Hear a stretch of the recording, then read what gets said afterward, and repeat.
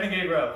So if you're seeing this, the equipment-free version, you can do this with dumbbells, totally fine.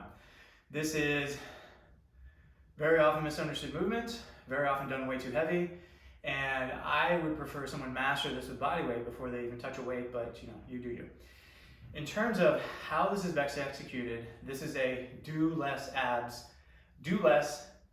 type of movement. So what do I mean by that is typically what you'll see, someone grab a big heavy dumbbell and they'll use some momentum and yank this up here and treat this as basically just a suboptimal back exercise. You're like doing everything wrong in terms of how to isolate your back.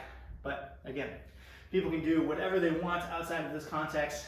What I want you to do is widen your feet a little bit and then imagine nothing moves as I then put my hand down, shift my weight, check out my hips, nothing moves, versus very easy for me to shift and make this easier to just kind of go back and forth. That is what I'm looking to avoid. They always say don't tell people what not to do, but in some of these movements you have to show what not to do because it's the most obvious thing that's going to happen, and then it's not always obvious, like, well, what are you doing? I am not moving my hips. I am stabilizing and not moving my hips. And if you go those slow and methodical, crushingly difficult, amazing, again, for the more kind of dynamic elements of midline stabilization, not just getting the six-pack muscles going, the relationships between your shoulders and how they stabilize with your abs, the relationship between your hips and how they stabilize with your abs.